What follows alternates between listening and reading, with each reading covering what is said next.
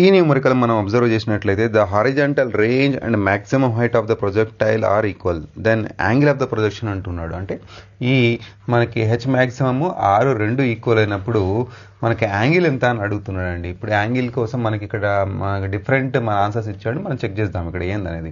First నేను ఏం చేశానంటే హెచ్ మ్యాక్సిమం యొక్క డెరివేషన్ చేశానండి.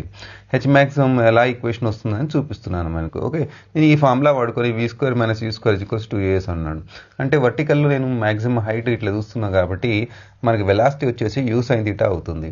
u = u sin θ. వెలాసిటీ ఇక్కడ ఏమవుతుంది, మ్యాక్సిమం ఇక్కడ దగ్గర ఇక్కడ 0 అయిపోతుంది కదా మనకి ఇక్కడ. సో v = 0 అనేది వచ్చేస్తుంది మనకి. అందుకని ఇక్కడ సబ్స్టిట్యూట్ చేశాను. a అనేది గ్రావిటీ -g, సో s అనేది హెచ్ మ్యాక్సిమం. మనకి అన్ని సబ్స్టిట్యూట్ చేసామనుకోండి, ఇక్కడ నుంచి హెచ్ మ్యాక్సిమం ఎంత వస్తుందట, u² sin² θ/2g. ఇప్పుడు దీన్ని మనకి రేంజ్ ఫార్ములా ఆల్రెడీ తెలుసు, ఈ రెండింటిని ఈక్వేట్ చేయాలి. ఈ రెండింటిని ఈక్వేట్ చేశానండి.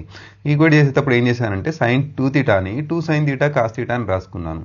సో ఇక్కడ sin² θ ఉంది, sin θ ఉంది, క్యాన్సిల్ అయిపోతుంది. రిమైనింగ్ మనకి ఇక్కడ ఈ 2 మనకి ఇక్కడ వచ్చేస్తుంది. u² క్యాన్సిల్, g క్యాన్సిల్ అయిపోతే సో sin θ మనకి ఇక్కడ sin θ సమ్ cos θ ఇటు కిందికి వెళ్ళిపోతుంది. 2 × 2 4 అయిపోతుంది.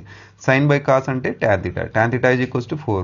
θ అడుగుతున్నాడు వాడు. θ = tan ఇన్వర్స్ ఆఫ్ మనకి 4 అనేది ఆన్సర్ వచ్చేస్తుంది. సో ఆప్షన్ బి అనేది మనకి ఆన్సర్ అండి.